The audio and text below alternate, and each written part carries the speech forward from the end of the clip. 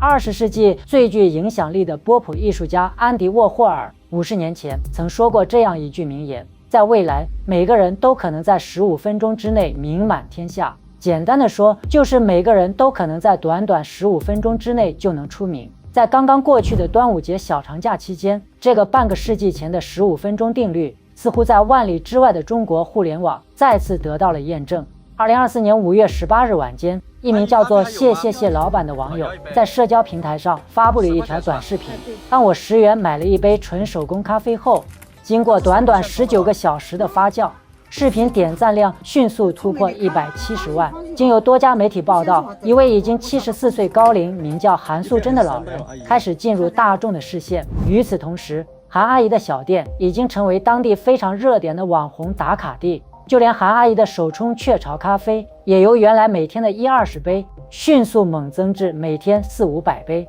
韩阿姨每天早上7、8点就得开门，一直忙到晚上11点多，有时候连吃饭的时间都没有。那么问题来了，南京韩阿姨为什么会一夜爆火？是剧本摆拍，还是资本炒作，还是说纯粹是无厘头的巧合？20天狂赚数百万的密码，韩阿姨又会怎么说？鼓励大象马上开始。做10几个小时，有人讲我20天赚几百万，我干嘛？大家好，欢迎收看《万象奇谈》，我是大象。南京市秦淮区4条巷有一间名叫韩老太甘蔗汁的老店。根据媒体公开的资料显示，韩老太甘蔗汁在这条街上已经超过了30年，一直以来的主业都是卖甘蔗汁，一天能卖1000多斤。因韩老太自己也喜欢喝咖啡，有一次有个顾客问他：“你冲的咖啡卖不卖？”自此，韩老太又开拓了手冲咖啡的新门路。韩阿姨说，咖啡也卖了20多年，最早是6元一杯，冲2袋雀巢速溶。前2年有顾客嫌2袋咖啡冲1大杯太淡了，他就改成了冲3袋卖10元。所谓手冲咖啡其实很意外，有网友说，对比几十块一杯的星巴克手冲咖啡，甚至有些强烈的落差感。就是韩阿姨用剪刀把3袋速溶的雀巢咖啡倒在杯子里，再用手提暖水瓶直接往杯子里冲热水，用小棍子搅拌一下，再用旁边的封口机一封晃一晃，保证咖啡能充分的溶解。是的，朋友们，你没看错，这就是被网友们疯传的南京老阿姨的手冲咖啡。只是韩阿姨手中的手冲并不是我们通常意义上理解的那个手冲，所以不管是闻风而来的陌生网友，还是在网上疯传短视频的宝宝们，估计都被这巨大的落差感给撩拨到了。或许也正因如此，那条短视频正好就撬动了波涛汹涌般流量的大门。截至5月22日，视频点赞量已经突破了265万，转发量超过了560万，评论条数也已超过20万条。有人给韩阿姨算了一本账，按照现在雀巢咖啡的市面价格，200多元人民币一大盒是90条速溶咖啡，每条算下来是2元多一点点。韩阿姨每杯咖啡用3条，加上开水和包装用的塑料杯成本，阿姨的每杯手冲咖啡可以赚3元左右。或许正因如此，有个别网友认为花10块钱买一杯速溶咖啡不值得，但大部分的网友则表示，阿姨是当着你的面冲，买不买都是个人选择，不买也别讽刺，不偷不抢，辛苦赚钱，你有什么好酸的？更多来现场打卡的网友纷纷表示，自己在家冲多没意思，就想到现场来喝阿姨亲手手冲的，不贵方便，还图个热闹。有一位外地网友乘坐了3个小时的高铁，也要排队去喝一杯韩阿姨的手冲咖啡。对此，很多人表示这也太让人匪夷所思了。更有网友留言表示，这世界终究还是颠成了我看不懂的样子。从重庆来南京旅游的李先生告诉记者，我们也是在南京玩，然后刷视频看到的，觉得挺好玩的，顺路来买一杯。李先生买咖啡的间隙问韩阿姨，你知不知道你现在火了，全国人民都知道南京有个韩素贞了。韩阿姨则一脸笑意地回复李先生，火不火我不知道，平时我也不上网，要不是隔壁邻居跑过来和我说，有个顾客拍了我手冲咖啡的视频，在网上火了，我都不知道怎么一下子就多了这么多人。韩阿姨的爆火很快引起雀巢官方的注意，网友们更是纷纷跑到雀巢咖啡的直播间里朝主播喊话，你们还不赶快上架韩阿姨同款手冲咖啡？根据当时值班主播的说法，第一批涌入直播间的宝宝刚开始喊话的时候，我都真的是懵的。经过短暂了解之后，雀巢官方快速反应，不仅接住了这泼天的流量，更是迅速上架韩阿姨同款手冲咖啡。当班主播更是不停地在直播间里感谢我们家阿姨，同时表示就是已经安排专人去跟韩阿姨对接，只要阿姨同意，就会线下安排给阿姨免费供货，并积极响应网友们的号召，就会与韩阿姨沟通，尽快邀请她到直播间里做客。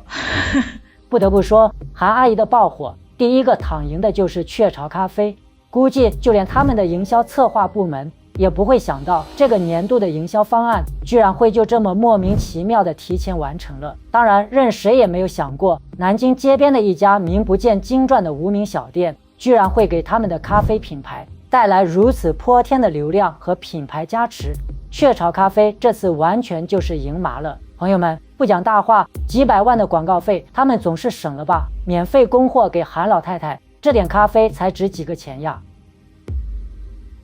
！5月24日午时，马来西亚华裔歌手光良高调打卡10元咖啡韩阿姨的店铺，不仅购买了韩老太甘蔗汁和10元手冲咖啡套餐，并邀请韩阿姨去参加光良于5月25日在南京举办的个人演唱会。5月25日当天，韩阿姨在社群媒体发布视频，高兴地表示：“现在就去参加今天晚上光良的演唱会，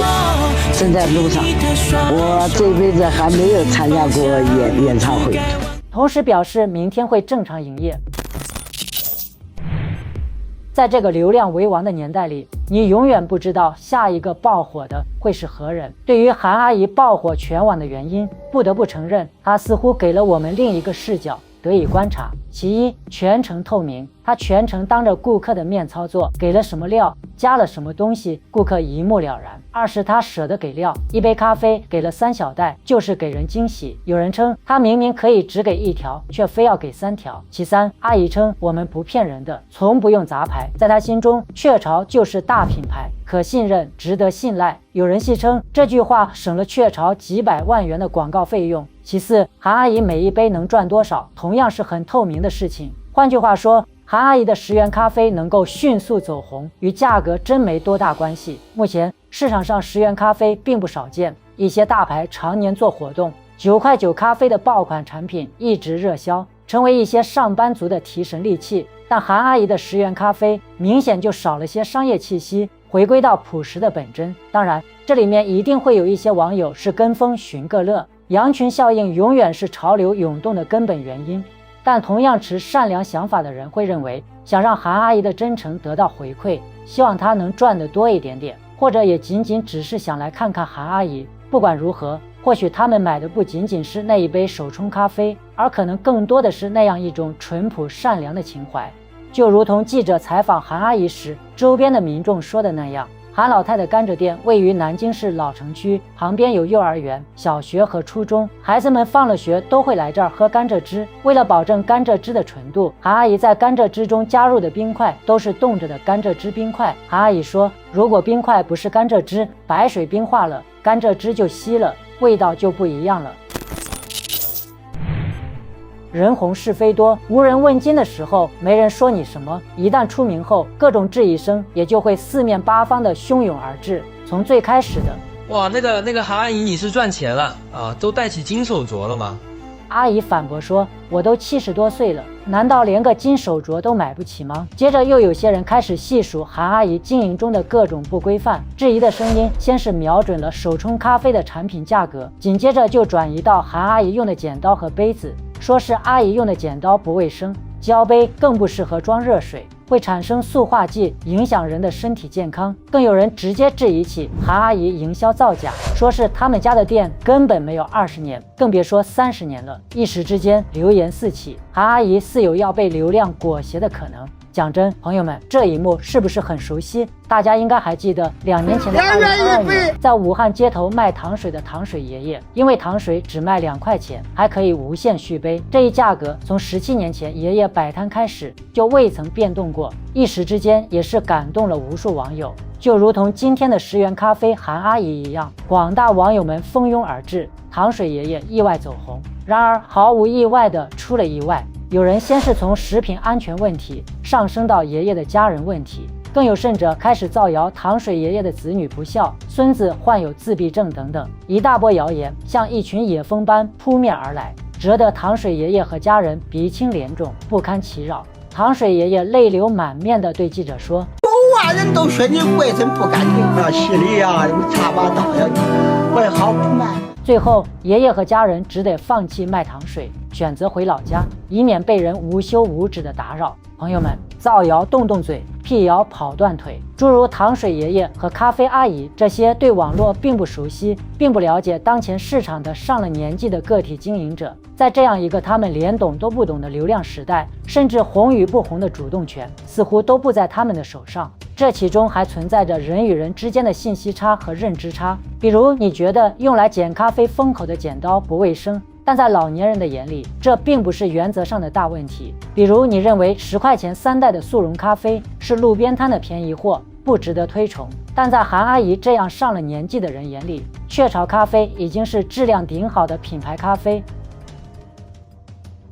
消费群体的不同，认知偏差则有不同。时代进步带来了消费品多样性的选择，但请大家千万也不要辜负了民众对某些特殊群体的善良选择。用一句老话做个总结，请你善良的做个人吧。当然，倘若诸如糖水爷爷和咖啡阿姨在经营过程中真的有卫生和其他方面的问题，也恳请执法部门的相关工作人员给予细心善良的指导。2元1杯，可以速杯，切莫伤了老人的心。流量冲击过后，韩阿姨的经营日常也逐渐恢复往日的平静。韩阿姨说，红与不红，她都会和之前没什么区别，都会好好开店，好好吃饭。74岁韩阿姨的脸上依然和之前一样从容。节目最后还有一个关键问题没有解决，端午节前后20多天的时间里，韩阿姨真的赚了几百万吗？面对这个问题，韩阿姨说，有人叫我做20几天赚几百万，我干嘛去？我又不是什么大人物，我做了30几年生意了，也没有指望说什么那个莆田的什么东西，也不莆田，只不过比平常稍微多赚点，这个是实话。很累了，我不希望卖那么多。以上，感谢收看今天的节目，记得订阅万象的频道，平安喜乐。